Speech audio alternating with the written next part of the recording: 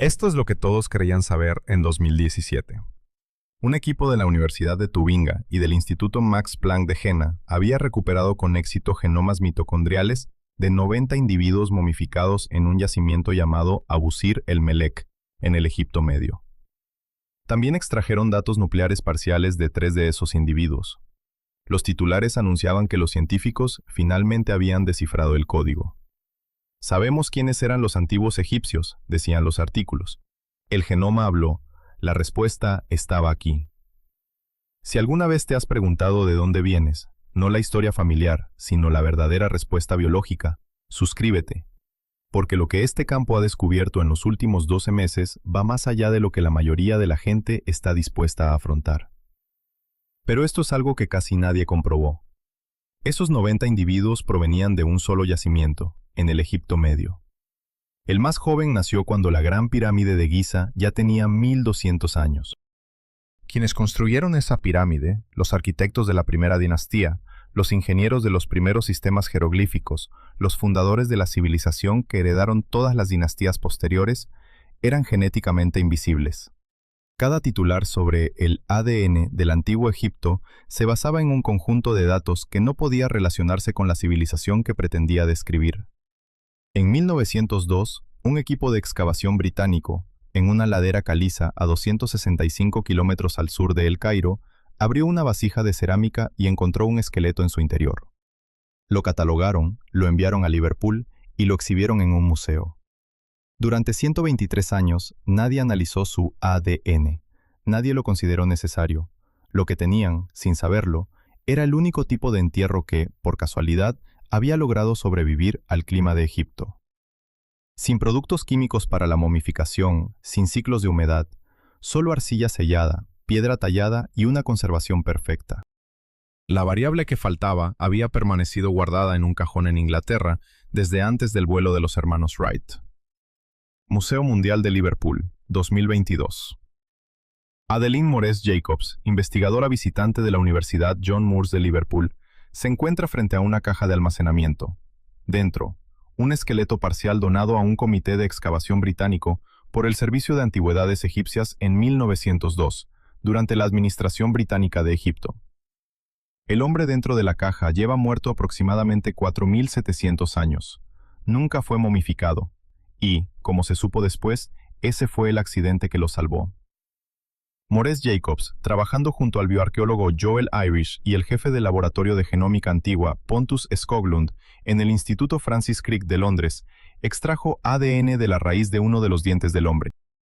Mediante la secuenciación aleatoria, un método que lee todo el ADN presente y filtra el material humano, lograron una cobertura doble de su genoma completo, la mayor resolución jamás alcanzada para un individuo egipcio. El primer genoma nuclear completo del antiguo Egipto. La datación por radiocarbono situó su muerte entre 2855 y 2570 a.C. La transición del periodo dinástico temprano al Imperio Antiguo. Un siglo después de la construcción de la Gran Pirámide. Él era la civilización, no un registro de ella, la cosa en sí misma. 40 años después de que Pavo se marchara con las manos vacías, el genoma que abrió las puertas de Egipto no provino de una momia. Provino de un hombre que murió antes de que la momificación fuera una práctica habitual.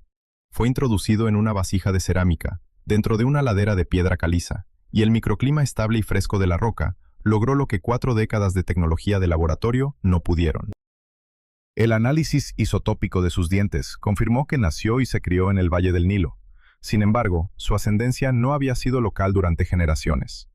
El modelado estadístico de su genoma requirió 2 poblaciones de origen para explicar su composición genética. Aproximadamente el 80% se alineaba con poblaciones neolíticas del norte de África, del antiguo Marruecos, que vivieron alrededor del 4780 a.C. El 20% restante se remontaba al creciente fértil oriental, a la Mesopotamia neolítica y al actual Irak. Sus huesos contaban una segunda historia. Sus isquiones estaban dilatados por el trabajo prolongado sentado. Su brazo derecho mostraba evidencia de movimientos laterales repetitivos. Solo su pie derecho sufría de artritis significativa. Murió entre los 44 y los 64 años. Y fue enterrado en una tumba excavada en la roca, símbolo de gran estatus. El hombre que vivió en los albores del Egipto faraónico llevaba en su esqueleto las marcas de una vida laboral y fue sepultado como alguien importante. Esa contradicción aún no se ha resuelto. Pero esto fue lo que me sorprendió al leerlo por primera vez. El 80% de ascendencia norteafricana en su genoma no proviene de Egipto, sino del antiguo Marruecos, de personas que vivieron 800 años antes de su nacimiento. La ascendencia del hombre que vivió junto a las primeras pirámides se había estado formando al otro lado del Sáhara durante siglos antes de que él existiera. El Sáhara no era una barrera, sino un corredor, y durante su vida, ese corredor se estaba cerrando. Antes de julio de 2025, la explicación habitual de la similitud entre los artefactos del antiguo Egipto y Mesopotamia, los sellos cilíndricos, los nichos arquitectónicos, las formas cerámicas específicas presentes en ambas regiones alrededor del 3200 a.C., era la difusión. Las ideas se propagaron. Las rutas comerciales transportaron objetos. La población, en general, permaneció en sus lugares de origen. Esta no era una interpretación marginal, era el consenso arqueológico, mantenido durante décadas, publicado en libros de texto y enseñado como historia establecida. Joel Irish, el bioarqueólogo de la Universidad John Moores de Liverpool y coautor del artículo publicado en Nature en 2025, lo expresó con claridad cuando se conocieron los resultados. El genoma de la rata Nuwey proporcionó la primera confirmación genética de que el intercambio entre Egipto y Asia Occidental no fue solo cultural, hubo migración de personas, no solo de cerámica. Lo que esto significa precisamente es que el 20% de componente mesopotámico en ese genoma no representa a un hombre que viajó desde Irak. Los isótopos en sus dientes muestran que nació en el Valle del Nilo. Su ascendencia mesopotámica había llegado al menos una generación antes que él. Alguien cruzó el océano antes de que él existiera. No sabemos cuándo, no sabemos cuántos, no sabemos cómo se llamaban a sí mismos. Lo que sí sabemos es que, para cuando existía la escritura para registrarlos, ya eran egipcios. Su llegada se había asimilado antes de que la historia pudiera nombrarla. Todo lo que te acabo de contar, guárdalo bien, porque está a punto de significar algo completamente diferente. Cada exposición de museo muestra objetos egipcios y mesopotámicos uno al lado del otro.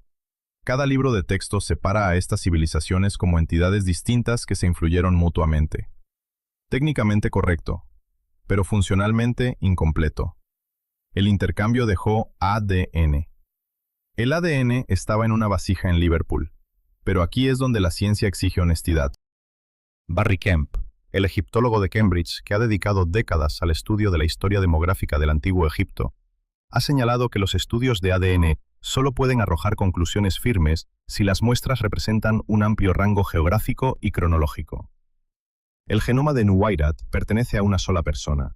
Podría representar toda una oleada migratoria. Podría ser una excepción. La ciencia es precisa en un solo aspecto: un genoma, un hombre, una vasija. Lo que nos revela sobre los millones de personas que construyeron y poblaron el antiguo Egipto sigue siendo, por ahora, una incógnita. Y eso crea un problema específico. Dos estudios revisados por pares, ambos publicados en revistas importantes, ambos metodológicamente sólidos, ofrecen visiones diferentes sobre la ascendencia del antiguo Egipto. El estudio de Abusir el-Melek de 2017 apunta a afinidades con Oriente Próximo y Europa. El genoma de Nuwayrat de 2025 apunta a una base neolítica mayoritariamente norteafricana. Ambos hallazgos son reales, ambos están limitados por la muestra. Y los 14 siglos que los separan, la brecha genética que separa lo que creíamos que eran los antiguos egipcios de lo que la evidencia actual sugiere que podrían haber sido, siguen estando en gran parte sin analizar. 1400 años es mucho tiempo, sin duda. Abusir el-Melek, Egipto Medio. El estudio de 2017 analizó todas las momias a las que tuvo acceso en un único yacimiento arqueológico. Un solo yacimiento, en Egipto Medio. El Alto Egipto, la región geográficamente más cercana a las poblaciones subsaharianas, no estuvo representado en absoluto. El Imperio Antiguo tampoco. Y los investigadores principales del estudio, Verena Schunemann de la Universidad de Tubinga y Wolfgang Hack del Instituto Max Planck de Jena, reconocieron explícitamente esta limitación en el artículo. Aún así, la comunidad científica lo citó como la declaración definitiva sobre la ascendencia del Antiguo Egipto. Y, sin embargo, los datos decían algo que los titulares se negaban a decir. Para 2022, la arqueóloga Danielle Candelora había documentado formalmente las vulnerabilidades. Métodos de muestreo nuevos y no probados. Una muestra pequeña de un solo yacimiento y datos de población comparativos problemáticos. Para 2023, el historiador Christopher Ehret de la UCLA calificó la interpretación de sesgada, argumentando específicamente que el estudio había descartado un componente subsahariano en los antiguos egipcios utilizando un criterio geográfico que no se sostiene al observar las rutas de ascendencia reales del Cuerno de África. Ese mismo año, los historiadores William Stibling y Susan Helft señalaron que el estudio no podía representar en absoluto a los egipcios del Alto Egipto, personas geográficamente más cercanas a las poblaciones subsaharianas que podrían no haber dejado momias legibles porque el calor del sur de Egipto destruye el ADN de una manera que el norte más frío no lo hace. Su ausencia en el conjunto de datos no fue aleatoria, fue estructural. Ahora bien, el estudio de 2017 no tergiversó sus hallazgos. Los investigadores hallaron exactamente lo que hallaron. Lo que sucedió después, la avalancha de citas, los artículos de divulgación científica, los resúmenes que afirmaban que los antiguos egipcios provenían del cercano oriente, no coincidió con la conclusión del estudio. El estudio afirmó que estas personas, en este yacimiento y durante estos siglos, presentaban estas afinidades genéticas. Todo lo demás fue una extrapolación basada en la literatura secundaria, no en la ciencia misma. Un momento, antes de continuar, quiero preguntarte algo importante. Déjalo en los comentarios. ¿Qué crees que es más peligroso?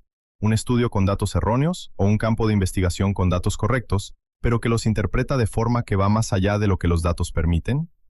Lo digo en serio, leo estos comentarios. Porque tu respuesta podría estar más relacionada con lo que voy a decir de lo que piensas. Quédate conmigo, porque esta siguiente parte es la razón de ser de este video. El análisis genético más citado de los antiguos egipcios sigue siendo el estudio de 2017. No ha sido retractado ni reemplazado. Sin embargo, todo lo que pudo recopilar, geográfica, temporal y metodológicamente, lo situó en un contexto que el genoma del Imperio Antiguo de 2025 redefine por completo. La cuestión de si los antiguos egipcios estaban más emparentados con los habitantes del cercano oriente que con los egipcios modernos, las poblaciones que vivieron antes del 1388 a.C., sigue siendo, hasta la fecha, una pregunta respondida por un único genoma completo publicado hace menos de un año. Un genoma, una familia, un resultado que nadie explicó del todo. El Cairo, 2010. El Centro Nacional de Investigación de Egipto y la Facultad de Medicina de la Universidad del Cairo han construido dos de los laboratorios de ADN antiguo más controlados del mundo, creados específicamente para analizar las momias reales de la 18 dinastía.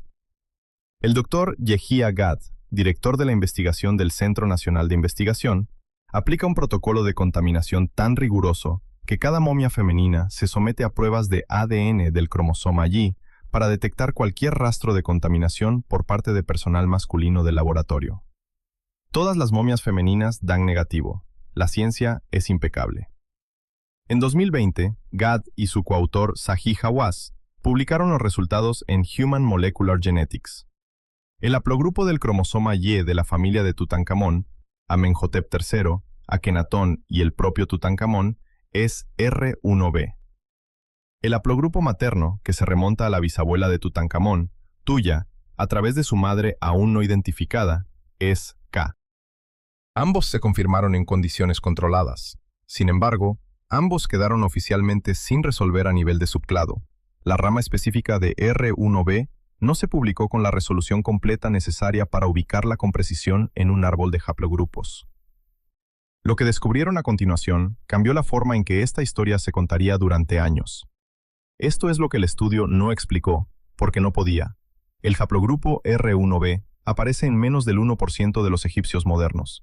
Es el haplogrupo dominante de Europa Occidental, presente en más del 60% de los hombres franceses, más del 50% de los españoles y más del 80% de los irlandeses. Los investigadores afirmaron explícitamente que estos hallazgos no aportaban información sobre el origen étnico. Un haplogrupo es una línea paterna en un genoma con miles de líneas. No es un documento de identidad.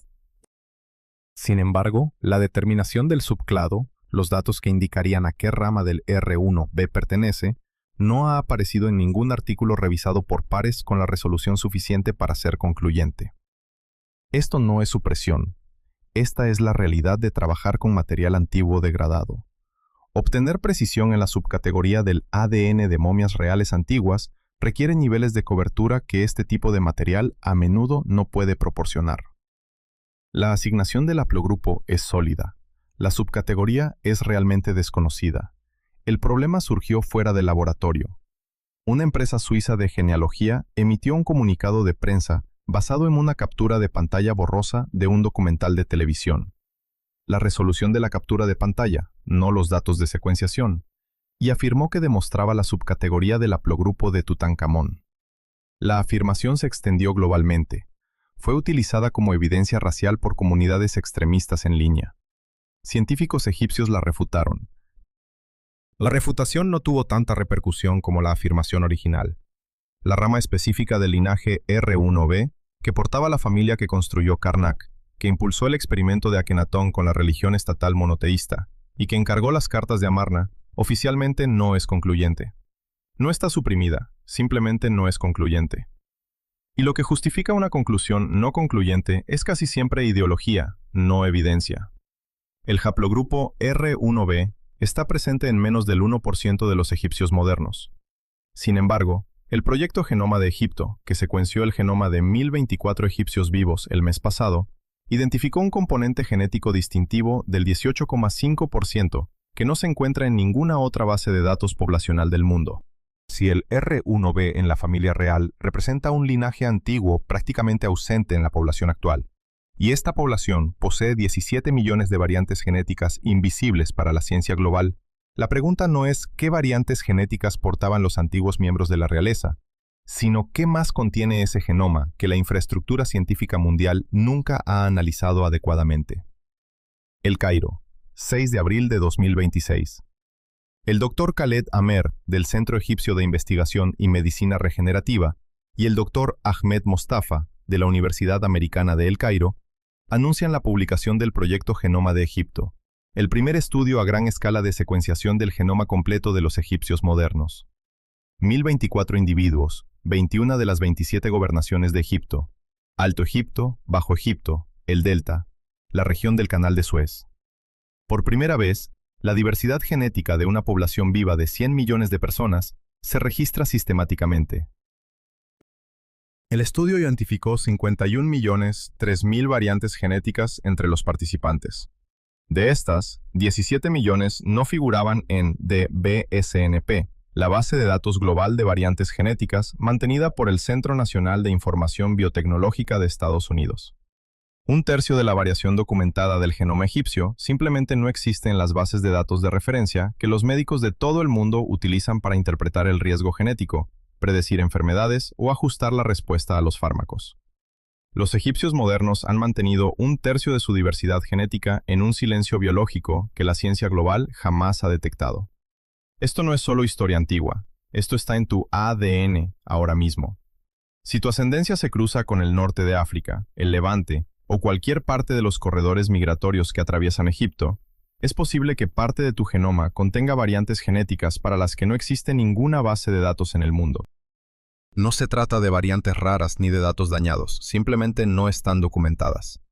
La infraestructura médica mundial nunca se diseñó para buscarte. El estudio también confirmó algo que cierra un ciclo iniciado hace 4.800 años.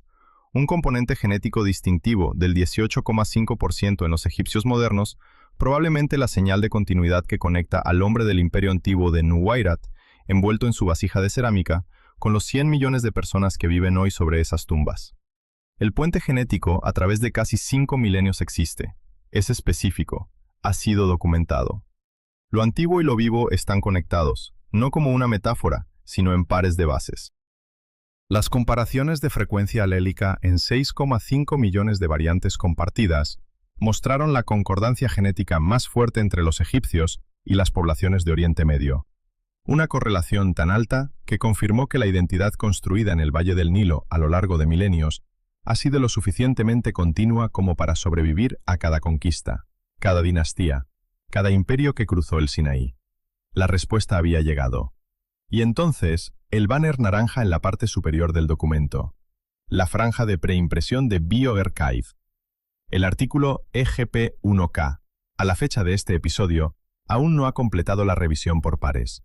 Los 17 millones de variantes nuevas no tienen una población de referencia comparativa en ningún lugar. No se pueden validar con un segundo proyecto del genoma egipcio de escala equivalente porque no existe ningún segundo proyecto de esa escala. La respuesta llegó. Y al llegar, reveló que la infraestructura necesaria para usar la respuesta aún no existe. La brecha que la ciencia acababa de cerrar abrió 3 nuevas, y lo que yace dentro de esas brechas, no documentado, no caracterizado, presente en cada egipcio vivo hoy, es la pregunta que el campo ahora se apresura a responder. Sin categoría. Y sin categoría no hay tratamiento.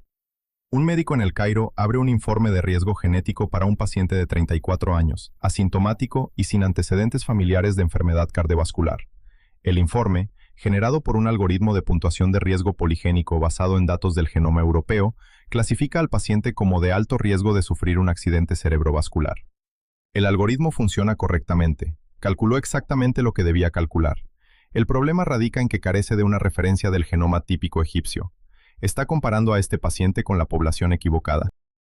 Y, como reveló el estudio EGP1K en abril de 2026, este mismo comportamiento se observa en casi todas las personas analizadas. Los investigadores aplicaron modelos de riesgo poligénico de origen europeo a los 124 participantes. Los resultados: el 83,3% de los egipcios fueron clasificados con alto riesgo de sufrir un accidente cerebrovascular, el 76,4% de padecer enfermedad renal crónica y el 72,9% de padecer gota. Estos modelos están diseñados para identificar al 10% de la población con mayor riesgo. Cuando se identifica al 83% de la población, el modelo no ha detectado una crisis de salud. El modelo ha demostrado no saber qué es lo que mide. Las bases de datos genómicas, creadas a lo largo de 40 años para descifrar las enfermedades humanas, son tan predominantemente europeas que, cuando sus algoritmos de riesgo se aplicaron a 1024 egipcios vivos en abril de 2026, señalaron que el 83% presentaba un riesgo inminente de sufrir un ictus. Una cifra tan inverosímil que no revela una emergencia sanitaria, sino un sistema científico que construyó el mapa de toda la genética humana sin secuenciar adecuadamente una de las poblaciones continuas más antiguas de la civilización. Este hallazgo nos revela 3 cosas. La tercera es la que lo cambia todo. Primero, este no es un problema exclusivo de Egipto. Los mismos datos de referencia de origen europeo que clasificaron erróneamente al 83% de los egipcios constituyen la misma infraestructura utilizada por las empresas de pruebas genéticas en Estados Unidos, el Reino Unido y todo Oriente Medio, para poblaciones cuya ascendencia se cruza, total o parcialmente, con los corredores migratorios que atraviesan el Valle del Nilo. Segundo, esos 17 millones de variantes no documentadas no pertenecen solo a los egipcios, sino a todos aquellos cuya historia biológica se relaciona con ese territorio. Y tercero, el Ministerio de Salud de Egipto ya ha confirmado que desarrollará lo que denominaron pruebas genéticas personalizadas 100% egipcias para reemplazar los modelos de origen europeo que se utilizan actualmente en la práctica clínica. El error se está corrigiendo ahora mismo, lo cual lo dice todo sobre cuánto tiempo estuvo sin corregirse. El estudio también confirmó que el 9,1% de la población egipcia porta el gen de la fiebre mediterránea familiar, lo que genera aproximadamente 6.600 nacimientos afectados cada año. Muchos de estos nacimientos ocurren antes de que se realice el diagnóstico. Los modelos de riesgo europeos no lo predijeron, no fueron diseñados para detectarlo. El mismo punto ciego institucional que dejó el ADN del antiguo Egipto sin estudiar durante 40 años, ahora opera en el software de diagnóstico, en ensayos farmacéuticos, en la detección del cáncer y en los cuerpos de personas vivas. El genoma del hombre de Nuweirat, de 4.800 años de antigüedad, no es una curiosidad. Es evidencia de que toda una rama de la diversidad humana ha estado fuera del mapa durante toda la era de la genética moderna. Y el Valle del Nilo, el corredor por donde la humanidad salió de África por primera vez, aún espera ser descifrado por completo. Lo que se leyó, antes de que pudiera leerse, las personas sin nombre. En algún lugar del creciente fértil oriental, entre el 3500 y el 3000 a.C., una comunidad, cuyos nombres no se registraron, cuya lengua se perdió antes de que nadie la escribiera, cuyos rostros son inimaginables, comenzó a migrar hacia el oeste. No como conquistadores, no como un grupo comercial documentado. Los isótopos en los dientes del hombre de Nuweirat indican que nació en el Valle del Nilo. Sus ancestros mesopotámicos habían llegado al menos una generación antes que él. Alguien realizó la travesía antes de que él existiera. No sabemos su nombre. No sabemos cómo se llamaban a sí mismos. No sabemos si se consideraban partiendo de algún lugar, llegando a algún lugar, o simplemente migrando como lo hace la gente cuando las condiciones hacen que quedarse sea más difícil que partir. El estudio de Nuweirat sitúa la probable ventana de llegada en la transición del periodo predinástico al dinástico temprano, aproximadamente entre el 3200 y el 2900 a.C., un periodo que los arqueólogos han señalado desde hace tiempo como un periodo de repentina aceleración de la complejidad en Egipto. El torno de alfarero. Sellos cilíndricos. Nuevas técnicas arquitectónicas. Los datos genéticos confirman ahora lo que los artefactos solo sugerían. Algunas de las personas que portaban estas tecnologías no las transmitieron. Maurice Jacobs y sus coautores son cautelosos. La palabra circunstancial aparece deliberadamente en el artículo. Los huesos sugieren una artesanía. El genoma confirma un cruce. Juntos, cuentan una historia que ninguno podría contar por sí solo. La reformulación. Estas personas no llegaron como inmigrantes en el sentido histórico que se pueda registrar. Llegaron tan pronto que para cuando existía la escritura para nombrarlos, sus nietos ya eran egipcios. La llegada se asimiló antes de que existieran las herramientas para documentarla. Todo relato que considera al antiguo Egipto como una civilización africana puramente indígena omite el 20%. Todo relato que considera la conexión mesopotámica como influencia extranjera omite el 80%. Egipto no fue producto de ninguno de los dos mundos. Fue el lugar específico donde estos dos mundos se fusionaron en uno solo, plegado en una vasija de cerámica, dentro de una ladera de piedra caliza, albergando un genoma que tardó 4800 años en descifrarse. Y la ciencia exige esta honestidad. El componente mesopotámico del 20% existe en un solo genoma egipcio. Los investigadores que lo publicaron son explícitos. Este individuo podría no representar a la población general del Imperio Antiguo. El tamaño de la muestra es de un solo individuo. El hallazgo está verificado. Su significado a nivel poblacional es realmente desconocido. Las personas anónimas que cruzaron del creciente fértil al Nilo antes de que existieran las pirámides podrían haber sido muchas. Podrían haber sido pocas. No dejaron ningún monumento que lleve su nombre. Ninguna inscripción. Ningún texto. Solo una fracción de un genoma. En el diente de un hombre. En una vasija. En un museo de Liverpool. Nunca tuvieron nombre. Pero tuvieron hijos. Sus hijos son la respuesta a una pregunta que no se formuló hasta hace 40 años. Un estudio citado en el Proyecto Genoma de Egipto identificó a los egipcios modernos como la población africana cuyos genomas y frecuencias de haplotipos se asemejan más a los de las poblaciones no africanas a nivel mundial. No se trata de ser los más cercanos a los europeos en particular, sino a todas las poblaciones no africanas en su conjunto. Reflexionemos sobre lo que esto significa. Las personas que habitan sobre esas tumbas de piedra caliza, sobre las vasijas de cerámica, sobre los migrantes mesopotámicos anónimos, sobre cada dinastía que se construyó, cayó y se reconstruyó, portan en sus cuerpos la señal genética más clara que se conserva del momento en que la humanidad cruzó por primera vez de África al resto del mundo. La ruta migratoria fuera de África, a través de la península del Sinaí, no es una teoría arqueológica inferida a partir de herramientas de piedra y objetos de comercio. Está escrita en el genoma de cada egipcio vivo. Si no eres de ascendencia africana, tu herencia genética no africana cruzó este corredor, no cerca de él, a través del terreno específico donde estas personas han vivido, ininterrumpidamente, durante 10.000 años. Quienes habitan sobre esas tumbas no son simplemente los herederos de una civilización antigua. Son el testimonio vivo del momento en que tus propios ancestros abandonaron el continente donde comenzó la historia de la humanidad. Y esto es lo que significa, ahora mismo, en 2026. El Proyecto Genoma de Egipto identificó 17,1 millones de variantes genéticas en egipcios vivos que no existen en ninguna base de datos global. Ningún médico que trabaje con datos de referencia estándar, ninguna empresa de pruebas genéticas que opere con referencias poblacionales establecidas, ningún investigador farmacéutico que utilice las bases de datos actuales puede interpretar completamente qué hacen esas variantes. pueden afectar el riesgo de enfermedad, pueden cambiar la forma en que un medicamento se metaboliza en el cuerpo. Pueden portar firmas adaptativas del periodo del Sáhara Verde, de la integración mesopotámica, de cualquiera de las docenas de migraciones que el Valle del Nilo ha absorbido y transformado a lo largo de 10.000 años. Si su ascendencia se cruza con las poblaciones que se desplazaron por Egipto, y para la mayor parte de la humanidad la ruta fuera de África hace posible esa intersección, parte de lo que contiene su genoma puede estar completamente fuera del mapa que la medicina construyó para interpretarlo. El próximo episodio de esta serie profundiza en un corredor interconectado, con hallazgos más recientes y perturbadores que los de este. Suscríbete y te llegará directamente. El hombre de Nuweirat fue enterrado en una vasija de cerámica en una ladera de piedra caliza hace 4.800 años. Fue excavado en 1902. Su genoma fue secuenciado en 2025.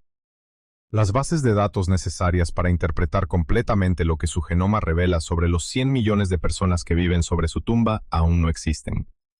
Sabemos que estuvo aquí, sabemos lo que portaba, sabemos que el 20% de su genoma provenía del creciente fértil antes de que la historia pudiera registrar el cruce. Sabemos que el 80% provenía de un norte de África sahariano que ya no se parece en nada al que era cuando sus ancestros vivían allí. Sabemos que algo de ambos mundos sobrevivió, absorbido, transformado, continuo, en las personas vivas que donaron muestras de sangre en clínicas de 21 provincias y esperaron resultados que las bases de datos del mundo aún no estaban preparadas para proporcionar. Ese trabajo se está realizando ahora mismo. En El Cairo, en Londres, en Leipzig. Y cuando llegue la respuesta, cambiará la comprensión que cada ser humano tiene del suelo que pisa.